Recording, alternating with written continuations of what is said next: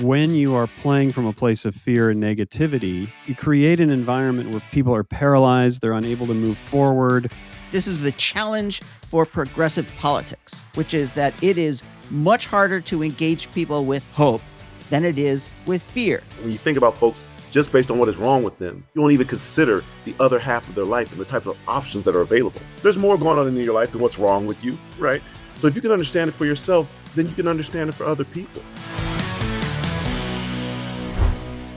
Welcome to another exciting edition of Break Fake Rules. Co-host extraordinaire today with me is Eric Brown. You know him from such exciting episodes as the Takeover episode and his own show, Let's Hear It. Eric, what can I say? You're back again. I'm so happy you decided to join us. Like a bad penny. Like a bad penny. I keep showing up. What's the distinction between a good penny and a bad penny? I don't know. Really? Actually, there are no pennies anymore. They got rid of the pennies. That's right. I'm a bad nickel. We have an exciting program today for the people. We most certainly do. We have Trabian Shorters. If you are in communications in nonprofits or foundations, you probably know Trabian Shorters. And you may even know that he has created this concept known as asset framing, which is defining people by their hopes, their dreams, their aspirations before you get to their challenges. And I will tell you, Glenn, that Trabian, he changed my life the first time I saw him, and then the second time I saw him, and then the 10th time I saw him, and then the 20th time I saw him. Because I've worked with Trabian over the years. I've seen him so many times. And the way he talks about how we can do our communications, how we can change organizations and everything is so important. And I know you've met with him and you've had a chance to engage with Trabian. What were your perceptions of him? Well, first of all, I know you and I both have a love for the communications, but I would say, and I know you'd say the same thing. You were going down the communications road, but this is a mindset shift, and I do love my mindset shifting. Yes, you do. A mindset shift is far deeper than a communications or messaging strategy, right? I have to defend communications. Go ahead, please. Do it right here. Communications is not messaging. Communications is having something that you hope to achieve, understanding who it is you need to connect with, finding out what they care about, right, and then creating messages that speak to their values so that you get mindset shift, so that you get action, so that you get all kinds of other stuff. So I have always said that if you understand strategy, then you understand communications. And I've always also said that communications is the strategy nose under the camel's tent, because someone will say, oh yeah, we want to do some comms about our project. And then I'll start asking, or the good comms person will start asking these strategic questions. Like, what are you trying to achieve? Where's your audience? What do they care about? They go, damn it, I need to do strategy. I think I do what a lot of people do, kind of confuse the messaging and the communications as one and the same. And I hear you exactly. And Trabian certainly represents what you're talking about. Yeah. Because, I mean, how you talk about a thing affects everything. And we'll hear in this, I'm really looking forward to hearing from him about, like, okay, let's get into this a little bit. What does it affect? What happens as a result? What does that mean for our politics right now? What are we doing wrong, and how can we do it better? And the big question that I'm really curious about is, all right, what does all this mean for philanthropy? Right. Eric, how do you see asset framing show up? How is it different than, say, the opposite of which might be deficit framing? What are the two different things? What are they? Well, if you think about asset framing, is you're talking about the thing that you are talking about in terms of what do the people engaged in this care about? What do they want? What are they working towards? What are their aspirations? And when you do that, you paint a picture of folks who are trying to make a difference, trying to get ahead, trying to send their kids to college, trying to work hard so that they can have a benefit. And your brain forms a picture of what those folks are, instead of talking about people in terms of what they don't have, or what their challenges are. They don't have a lot of money. They're low income. They are disadvantaged. They are been marginalized. So now all of a sudden you're looking at folks who have had things done to them, and the picture in your mind changes. It is a different picture.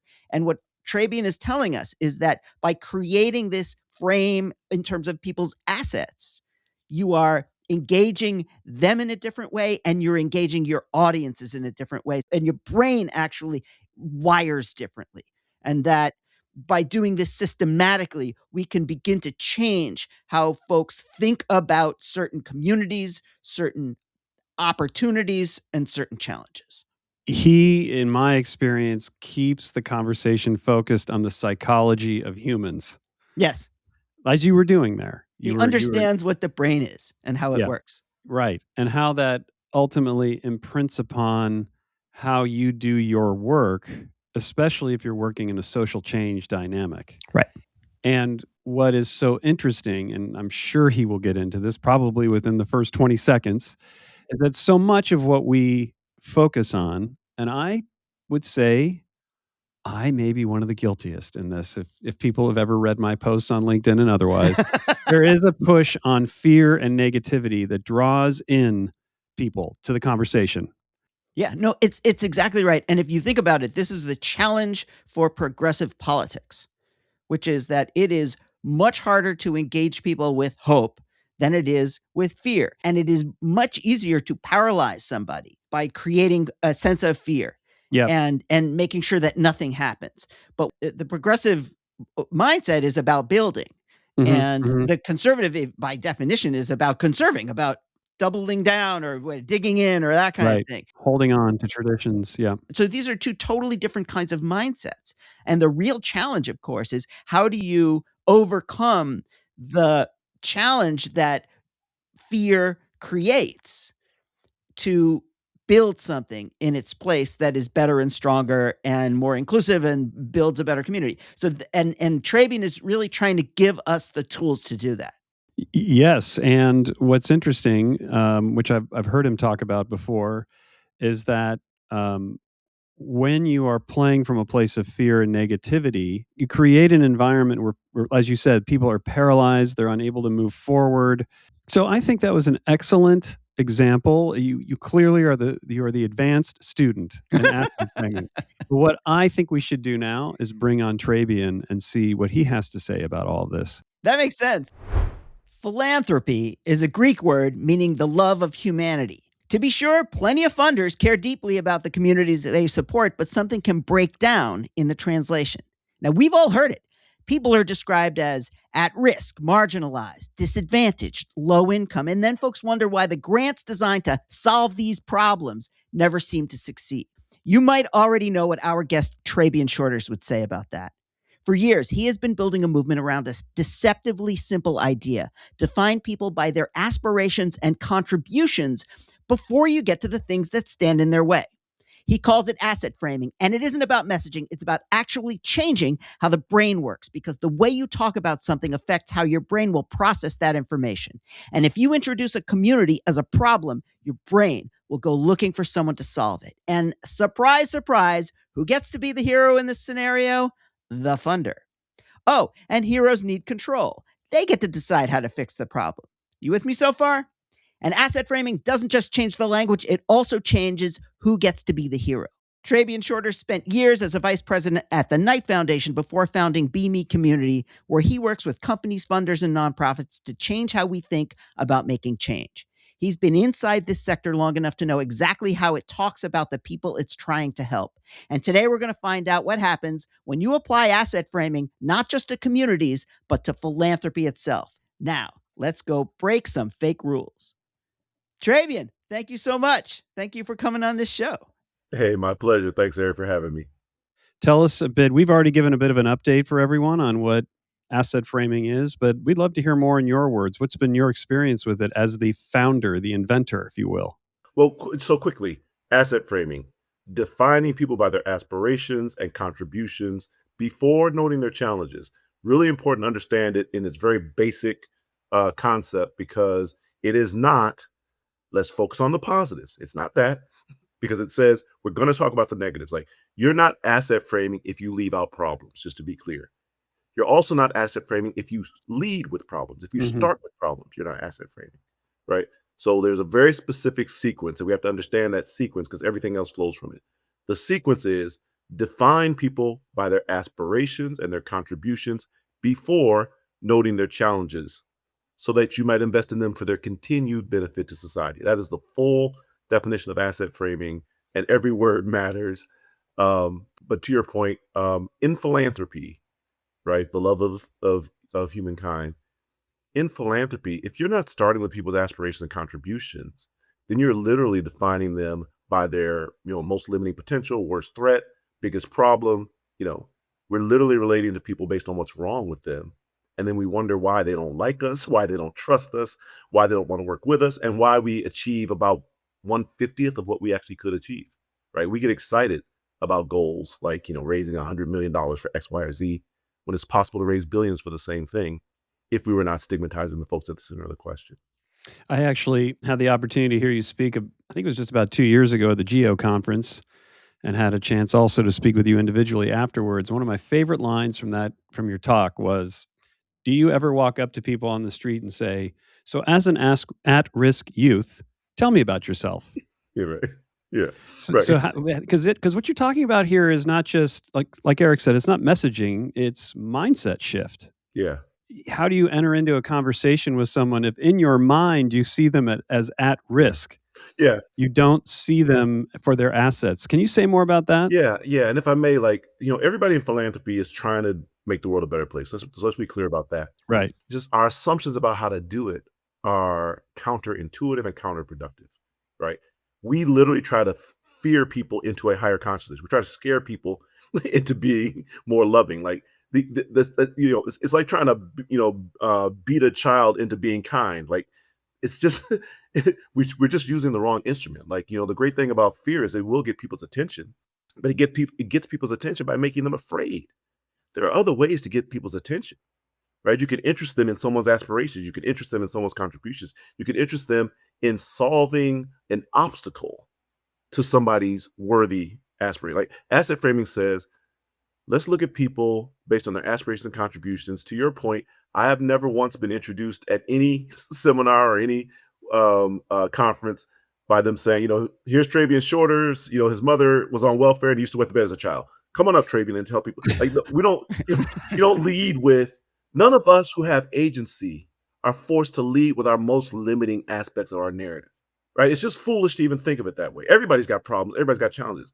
It's not just the at-risk. It's not just the poor. It's not just the low. We all have challenges, but we're not defined by our challenges, and we think that's perfectly functional and makes sense. So why do we look at people who might have even more significant challenges than us, might require greater resilience than we'd have, might have to be more creative than we tend to be, might have to be more resourceful, more intelligent, more striving, more hardworking, they might have to do all these things at a higher level because they have greater obstacles. But we don't choose to define them by that resilience, by that intelligence, by that foresight, by that we choose to ignore all that and describe them by the worst characteristic of their lives, which on its face doesn't actually make sense when you step back and look at it, right? Trabian, you've talked about the brain science of this. And one example, I think you made this example, is that if you look at a rodent walking down the street, and it's a rat, you fear it. But in another circumstance, you'd see the same type of rodent walking in the woods, and it's got a cute little white stripe on its back, and that's a chipmunk. And we go, ah. Yeah. And what you have said is that the brain actually is responding in certain ways, and the brain wires itself to feel fear and then to try and dominate, capture, control, or kill these things that it perceives as bad. And that asset framing is the way to begin to rewire the brain. Can you just give us a little bit of the 2 cents on the cognitive science of all this and why it's so important? Yeah. And this is actually my favorite part of the whole exploration. And I want to be clear with a few things about to your audience. Number one, this is not about being kinder to people. Let's be clear. It's not about trying to figure out nicer ways to call people bad names. It's not about messaging. So let's just take that off the table. If it's not about messaging, then what is it about? It is about, how does your brain think about people? If it thinks about them as threats and lesser than and problems and weak, then guess what? You're going to have a whole set of responses that are consistent with that negative view of the people in front of you, right? But if you can recognize people for their aspirations and contributions, as I'm always mentioning, if you can recognize that they earn and yearn and seek and strive and build and grow and aspire, like all these normal things, which by the way, they do. If you can just tell the truth about who's in front of you, then your brain stays open to options that you do not have for rats and roaches and inner city youth and the poor, right? When you think about folks just based on what is wrong with them, you don't even consider the other half of their life and the types of options that are available. The exact same dollar can have 10 times the impact if it's not being invested for remediation, but is being invested to help somebody realize their actual potential, right? It's just a totally different orientation. And that's why I try to root it to, if you can understand for yourself, you wouldn't want to be defined by your worst characteristics, right? There's more going on in your life than what's wrong with you, right? So if you can understand it for yourself, then you can understand it for other people, right? And it turns out that when we define each other by our aspirations and contributions, by the way, I believe in asset framing institutions, right? The banks that redline can be asset framed. The philanthropies that stigmatize can be asset framed. The people of whichever party you disagree with that you end up going to war with, they can be asset. They all have aspirations, positive aspirations. They all make positive contributions, and they all have challenges and problems that make them not, less than perfect. But if we can see our shared aspirations and our shared contributions, then we stop doing this false thing. You talk about fake rules. We stop doing this thing where some of us are automatically more capable than others. And the wild thing is, in philanthropy, we often assume that we're more capable than those who are living an experience that we Yeah. could not navigate if it was ours. Right. You put us in that same circumstance and we would be screwed. We'd be done, in a month. But they've lived through it for years. And we somehow think we have better answers than they do for situations that we can't navigate. That's arrogant. That's clear. There's no other way, no other way to describe it. That's just arrogance that comes from having enough resources that people won't tell you the truth because they're afraid of losing the opportunity. And we don't need that kind of relationship. You don't want relationships with people lying to each other. You're lying to them, they're lying to you, and we're all pretending to be about philanthropy, right? What you want is authentic relationships, and it starts with authentically recognizing people's value. Well, this is really interesting because, I think we're at the cusp of a new philanthropy. I mean, we have to be. I agree. And I don't know if you saw the recent CEP report about this incredible disconnect between foundations and their grantees. Grantees say they're having a really, really hard time. Foundations say, things are okay. So we see that there is a breakdown. I agree that if foundations in the past have been the ones who solve the problems, that puts them in a position of power, and grantees are the people who receive their beneficence. But if we're going to change philanthropy for the better, I mean, let's sit here and brainstorm, Trabian and Glen. Like, if you use asset framing, then the foundation ceases to become the savior. What can the foundation then become so that these pieces fit together well? Do you have have Oh, you been yeah. working this one out, Trabian? Oh, Because yeah. we Oh, really yeah. could Yeah. use Yeah. Trabian Shorters 2.0 asset framing for philanthropy, because No, that's what's going to have to yeah, happen. I love the way you frame the question, Eric, because this shows up in real time. And just to use a narrative frame, right? Like, of course, when there's someone who's downtrodden and da da da, and the hero swoops in and saves, of course, that's a great narrative. That's a good person, the person who does that. But let's say the person is not just downtrodden. Let's just say that this is a person who's struggling against systemic barriers to their worthy goals, which a lot of people face, right? Well, in that narrative, the person who's trying to overcome these systemic barriers is the hero. They're the protagonist in the story. But so the foundation or the nonprofit, rather than being hero, can actually be partner, can be supporter, can be the Batman to their or the Robin to their Batman, right? Can be the Obi-Wan Kenobi to their Luke Skywalker, right? Jesus needed John the Baptist. Like, these roles are important. You can still be a guide, you can still be a resource, you can be the person who initiates the hero on the journey. All those things are good. You can be the person who supports them on the journey. Those are hugely important. The story doesn't work without them. But you don't have to be the hero, and they don't have to be the problem, And I think that's where we're going. Yeah, but what's interesting, I don't mean to take us back to reality for a minute on this and how our world does work, which is, I was thinking as you were talking, Trabian, about how effective the Trump administration and Trump campaign's argument has been about immigrants and playing so heavily off of fear, claiming everybody is mentally ill and criminals, and they're sending them here because there's always some conspiracy of people who Yeah. are doing things to us. Yep. And I was struck by the response of some of his very high profile supporters when the whole ICE regime kicked into full effect. And they started saying things like, why are they arresting? And it was so interesting because their original modus for going in the direction of what the administration was saying was that deprivation side of the problem. But then when people started to get swooped up, who these people saw as assets in their life, people who took care of their families or worked in the restaurants or were really productive members of society, as they would put it, they started asking, like, why are we grabbing those people? I thought we were Mhm. going for the deprived ones. We're going Sure. for the assets. What's going on there? So what has happened is we've gotten addicted to the fear trigger. Like it is so reliable. And what you just described about what the administration has done around immigrants, the wild thing about that particular narrative is that narrative gets dusted. So the structure of that narrative is they, and it's whoever they are, right? They want privileges that they haven't earned, and they're getting them at your expense. Mhm. So that argument gets dusted out for whichever group you want to point it at. Right, Right? right. They could be immigrants, they could be blacks, they could be poor, they could be, but whoever they are, they Yep. want privileges that they haven't earned, and they're getting that you're. They just dust that one off, right? And the reason why that one works is because as a species, human beings, being social animals, want fairness. We want things to be fair. So all you got to do is make the argument that they are doing something that is unfair, and that makes them villains from a sociological standpoint, the way we're composed. And again, it's whoever they are, right? The other wild thing that's going on, and I apologize for being a social science nerd for a second, but the other wild thing that's going on is these times are chaotic. They're unpredictable, which means by definition, chaos is utter confusion, right? Yeah. In unpredictable times, human beings naturally respond with fear. They're naturally, you're afraid when things are chaotic. You feel disoriented when things are chaotic. Immobilization sets in if chaos endures, and then trauma sets in if chaos endures. So you get all, we had this happen with the pandemic, right? And the wild thing about that sequence is ripe for authoritarians. When things are chaotic, when you can't see the future, human beings, we naturally want to be oriented. We need orientation. In fact, I speak at a lot of this, whether it's fintech or commerce or philanthropy. I've been beating this drum this year that if you can do anything in chaotic times, the number one thing you want to do is not addressing fear, it's not addressing immobilization, it's not addressing trauma. The first thing to address is disorientation.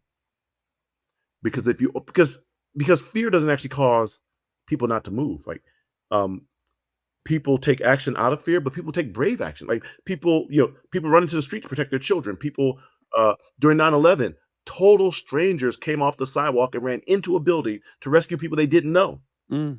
So fear doesn't immobilize us, but disorientation absolutely does. When you don't know which step to take, you take none. So the biggest thing we can do is actually orient people, and that's the power of our mental narratives. And the thing with authoritarians is authoritarians come in with an orientation. They tell you what to think. They tell you how to look. They tell you what's going on. They tell you so they give you an orientation. So we naturally, in times of chaos, actually gravitate towards those who will show us the way, even if it might not be the way we agree with, but it's clear and it gives us an opportunity to get out of this sense of like constant helplessness. The show is called Break Fake Rules, and in just the minute or two that we have left, Trabian, is there the fakest of fake rules that you think we ought to break? Yeah. Um, I'm gonna say it two different ways. The first one is if it bleeds, it leads, right? Fear is the best motivator. It turns out that's false. Literally false. Like any major goal like racial equity or justice, any of those things, you cannot achieve with fear as your primary lever. It'll take you a few steps and then you're stuck. You're done, right? Mm. Then it creates backlash. Oddly enough, like so it literally can't get us to where we're going, right? And the flip side of that same rule is love is not strong, love is not power. And it turns out that it absolutely is. Like we are physiologically wired again to be sort of social animals. And when you're trying to get to that highest thing, love, like a belief that is greater than your care for yourself, is the only way to get there. Like it is literally the only way to get there. Mm. I have twin 8-year-old daughters, right? They are the cutest girls on earth because I'm their dad. I'm biased. But the wild thing about it is parents absolutely will streak into traffic if their children starts to wander, which is a totally irrational you won't be able to get to the child before the car does. You're probably going to get hurt yourself. All these things we say about self-preservation out the window. Mhm. Because when you love someone, you will go that extra mile Hmm. that you cannot go if you do Hmm. not love them. It's impossible. So those are the fake rules. Like the idea that fear will actually get us there, it's impossible for it to get us there. And the idea that love is not strength. Love is the thing that gets people to transcend. Nothing else does. Well, once again, Amazing. you blow my mind, Trabian. It's You so have good. the work that you're doing is just extraordinary. I can't imagine what philanthropy or a nonprofit world would be like without you right now. So we just owe you so much. Thank you so much for coming on. Yeah, my pleasure. Thanks for having me, guys.